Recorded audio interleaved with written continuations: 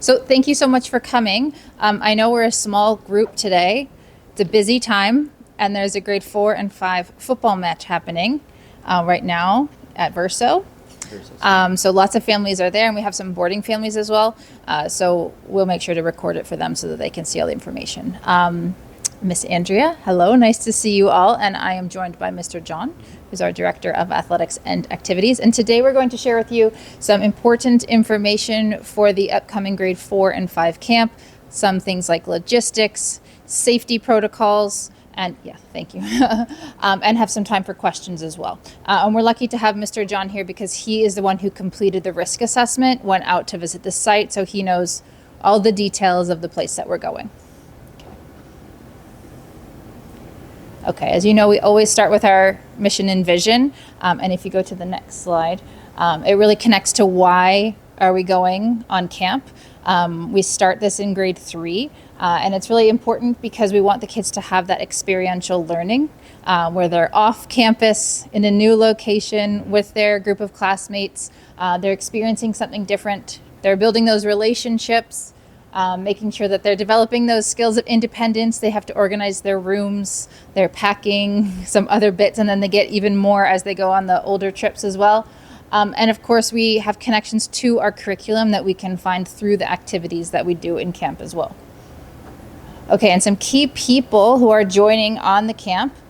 We have our grade 5 teachers, our grade 4 teachers, and our grade 4 and 5 educational assistants. So we have 7 KISRP staff going with the students from grade 4 and 5. Miss Hannah is our trip leader. So she's had special meetings with myself and Mr. John to make sure that she understands all the pieces of the risk assessment, the safety protocols, and she will be the lead person in terms of communication as well. Now our educational assistants join, first of all, to have more adults, more trusted adults with the kids, but also just in case of emergency so that they're able to accompany, if need be, to seek medical care so that we can ensure that we have a translation and be able to communicate if they're at a local hospital. Okay. In addition to our staff, there are the iCamp staff as well. So they're running the activities, and they're also monitoring the campsite. But our staff is there with the kids throughout all the activities as well. Did you want to add anything, Mr. John? So the iCamp staff, they are at their normal site. They run camps all year long at the site. They run an 8-week summer camp program where they have hundreds of kids come every year. So this is an established program. KIS Bangkok has used them as well. But just with our group, they will have 6 to 7 devoted iCamp staff working with our group, and half of them will be sleeping also on site at the iCamp site is really big, and they'll be in their own cabins, but they are responsible for our group just in case we need some extra support. But I think with our 7 adults and their 6 to 7 adults for 31 students. Yeah, less than 40. It's a very good Yeah, so ratio. 34 students, Yeah. it should be more than enough adults supervising the kids. Many. Thank you. Thank you. So this is the information that was sent to you in the camp letter, but we just want to share with you the itinerary of what will happen each day. So on the Wednesday morning, the kids arrive at school as usual. We'll make sure we gather them together, make sure everybody's here, and then we will head out to the transport to take us out to iCamp. What would you say, Mr. John? Is it about a 3-hour? 3.5 hours. 3.5 hour drive, so a bit of a drive, but they'll be okay. They'll be with their friends and classmates. And they will stop. They will Yes. stop for toilet breaks. Yeah. They will stop after they may have 2 stops depending on how well the kids are doing. But they will definitely stop once for about 15 minutes to give the kids a break and the driver a break. Perfect, thank you. And so when they do arrive, there's lots of systems and procedures in place to make sure that they feel settled, and then they know all the details of where they will be staying. So they'll have a cabin check-in, an orientation to the site, as well as the safety procedures of iCamp. So their staff will run through the safety protocols and expectations for when they are there. And they will also run through a fire drill as well. Okay. I have lunch there, but they'll be arriving eating, and they'll make sure that they have lunch that first day, of course, as well. Yes, of course, yeah. So they'll be having, so after they go through the morning orientation, the safety procedures, and the fire drill, they'll have lunch, and then they'll go on to there is a set of activities for day one as well, yeah. Of course. And so then on day 2, and we will send this all to you as well to make sure you have all the details. On day 2, the kids split into 2 groups to engage in some activities. So whoever does the morning activities, the afternoon group will do those activities as well. So they will be doing things like orienteering and survival skills, making sure obviously they have lunch breaks and snack breaks as well. Possibly going paddle boarding. We're going to confirm that and let you know as well.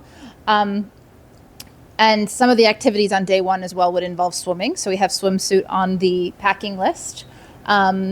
And then you can see no matter which order they're doing the activities, they come back together for dinner and for an evening talent show as well, which was a big hit last year during the grade 3, 4, 5 camp. They were very, very excited about the talent show.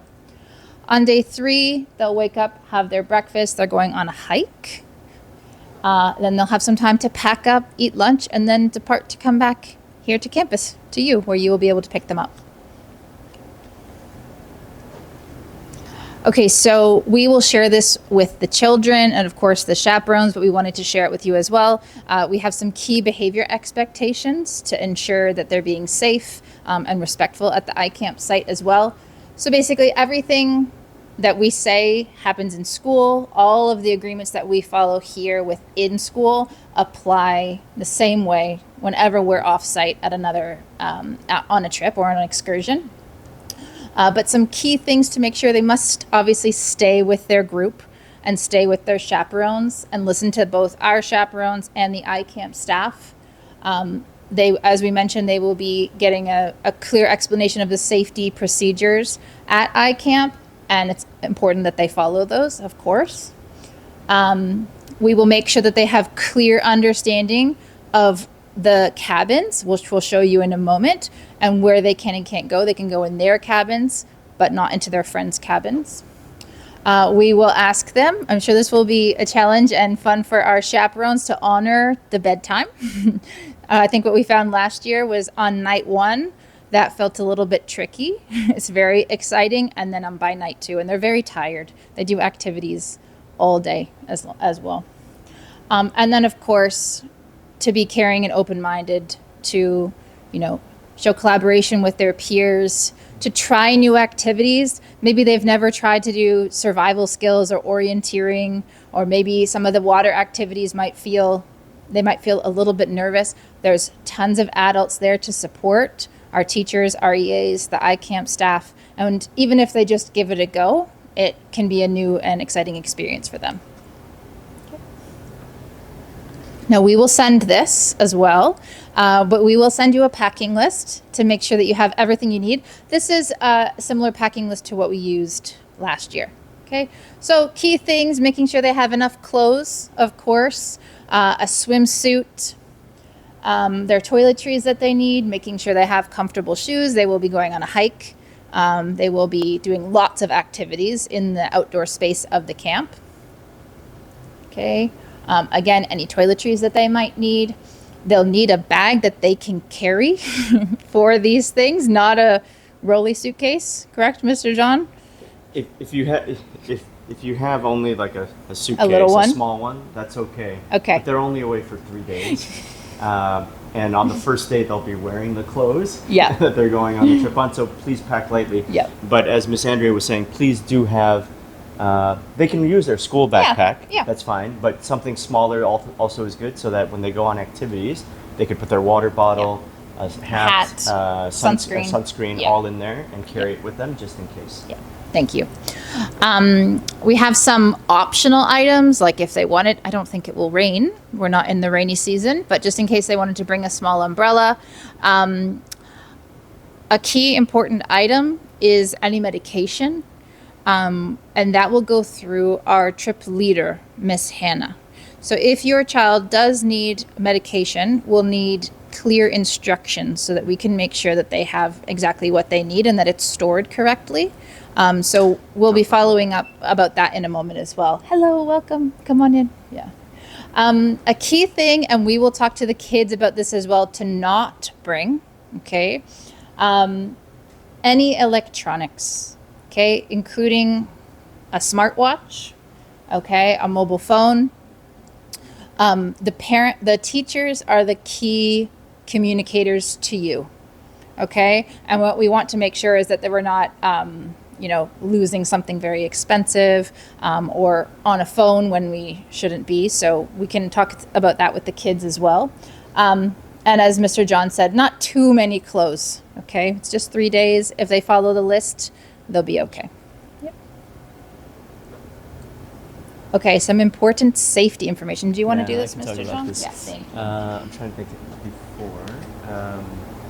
before. Just on the point before with the items that they should not be bringing, as you know, the teachers are not ultimately responsible for any personal items. iCamp staff will also say the iCamp is not responsible for anything that is on their site. Of course, they will do everything they can to help locate items, clothes, lost socks. But again, just like it is with those items, an expensive watch or a tablet that they're not supposed to bring, there is another group that will be there, and I'll talk about that when we talk about the site, because the site is really big. And again, you just never know. You just never know. Their sleeping quarters are far away from our groups. But if kids are walking around with their tablets and hiding them when they're not supposed to, and at the dining canteen, and they forget it somewhere, it's just really, really important that they understand that we will do everything we can to locate an item that they've lost, but really they shouldn't bring expensive items to a camp like that. Another point is, it's not on here yet, but on the slide before, it said that the students can enter only their cabins. Students can only enter their cabins at specific times, and that's when everybody goes to their cabins. So if a child does not want to do an activity because, I don't want to try the survival skills because I don't feel like it, I want to go hang out in my cabin, the answer is no. They have to stand and participate in the activity or sit and watch the activity. Children are never allowed to go into the cabins anytime they want to. So those cabins will remain locked during the days. The only times they are in there are really get ready for bed and sleep, or to shower before dinner if we ask them to, because they have that time. Otherwise, other than those times, they are never in their cabins by themselves. So that way you will feel, I hope, assured and comfortable about that. We will send a parent permission consent form. Either we will send you a hard copy that's linked to a Google form, and you just do an electronic signature like you did last year, or we are in the process of putting everything on Schools Buddy, and if we can get that done in time by next week, we will try and send it by the Wednesday before break, or 2 weeks before it breaks, so you have enough time. It just means the parent permission consent is just some specific points saying you agree to these points, including some of the behavior expectations, and the medical information that we'll talk about, because the medical consent form will be linked to the Schools Buddy form as well. So we're hoping that it'll be very easy for you on Schools Buddy, and we hope to have that prepared for you in about a week. Any information with allergies, dietary restrictions, health needs, we already have all those records, that the information that you've provided to our health office. And so our records will be confidentially shared with iCamp staff for meals and accommodations. So the iCamp company has already asked us, are there children who are vegetarians? Are there children who are allergic to nuts, so that they can begin preparing the meals for our group? And again, that information our trip leader and our teachers will have just in case. For anything, I think it's on here as well. Yeah, I'll get down to the point in a second. I visited the site myself. It's about 3.5 hours away. I was able to arrive there in 3 hours, but with school transport, it would be 3.5 hours. And it's a very, very big site. So they actually have water activities on site. They have a pool, not as big as our 25-meter pool, but they have about a 10 by 20 meter pool, and it's not very deep. It's about 1 meter, 1 meter 30. And they have staff who are trained to run activities in the water there.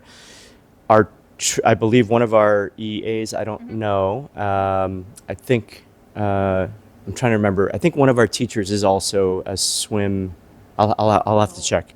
Yeah, I'll have to check. But I believe 2 of our teachers have swim experience, even if they are not lifeguards. But the risk assessment includes things like everything from the trip there, if we have to stop, where can we stop? How's the traffic? Are there any roadworks? The accommodations, how clean are they? How safe are they? And the accommodations are interesting. For the students, it's just one big room. I'll show you a picture. Yeah, there's a picture there. Yeah. There's one big room with 6 bunk beds. So 6 double beds, one on top of the other. So you can fit up to 12 students maximum. They will be divided by grade level boys.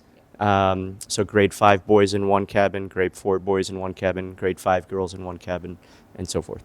And then the teacher cabins are right next door. And all the cabins, again, are in a semicircle right next to each other. The students' cabins won't be locked at night because we will be patrolling. iCamp staff are awake until about midnight, but our teachers, if they need to go in, they can. But there's always security walking around to make sure everything is okay. Can you go back? Sorry. We will share the risk assessment like we did last year, so you will have access. It's actually a very long document. It's about 14 pages long. You just have to look at the first 2 pages where it has specific information about this iCamp site, and I think you'll be okay.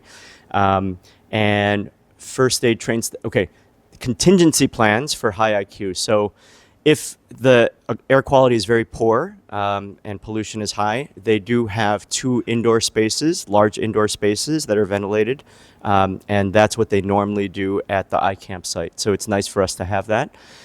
The iCamp staff is first aid trained. We will have our first aid kit. We will have people with first aid experience as well to supervise the activities and grounds. And we are 2 minutes away from a hospital. So, and they have an emergency vehicle that can transport a student and a teacher to the hospital if we need to. Any instance of student medical attention will be recorded and reported to parents. One of the important items on the medical consent is if your child needs medical attention, we will try to contact you first, especially if they go to the hospital or have to go to the hospital. We will call you first.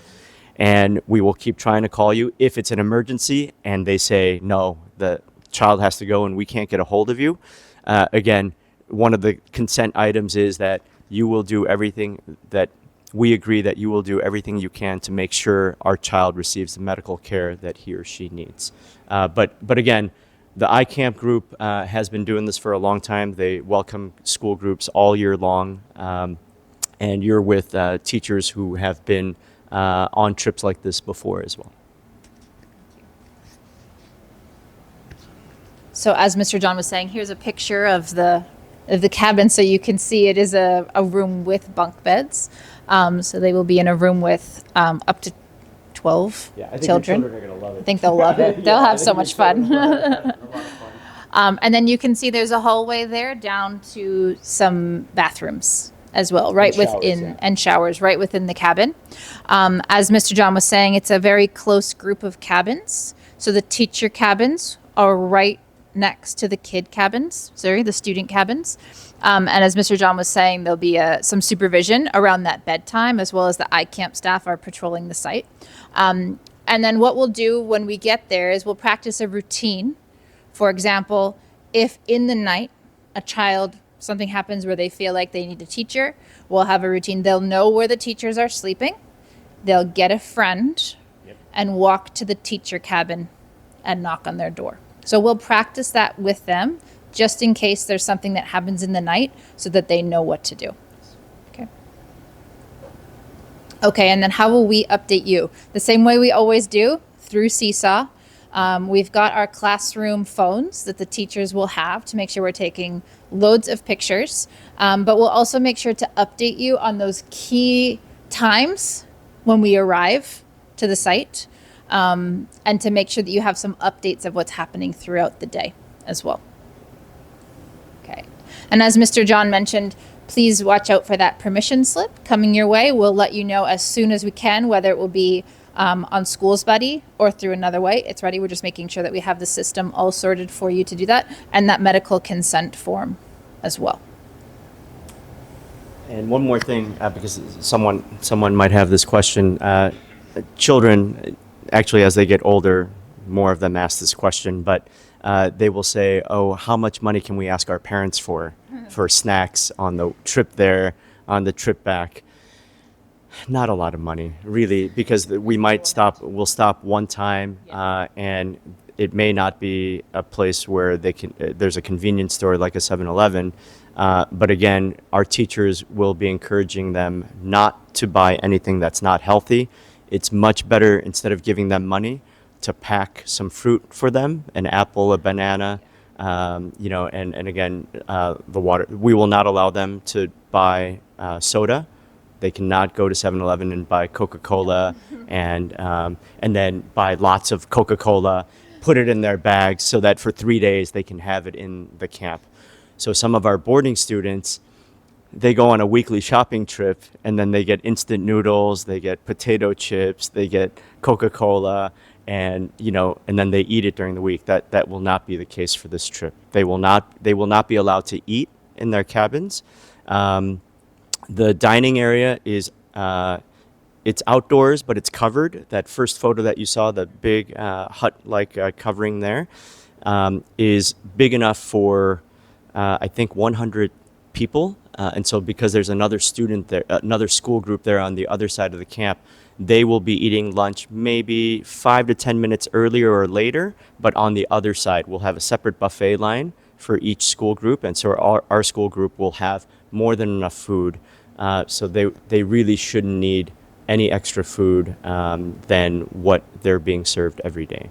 But for the trip there, if you want to provide some snacks, healthy snacks, that's a good idea.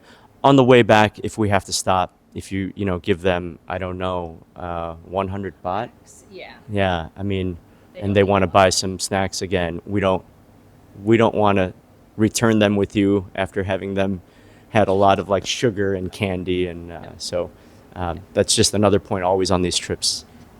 Yeah, and I think one of our main messages to the kids is, even though we're off-site, in so many ways, it's the same behavior expectations like we're in school, right? And same at school, we wouldn't have a big sugary snack in the morning. So, and all their meals are planned out throughout the trip for them to make sure that they have everything that they need. Okay. We've got a bit of time for questions, if anybody has one that would benefit the whole group. And if not, Mr. John and I have a few minutes if anyone has any individual questions as well. Does anyone have any questions?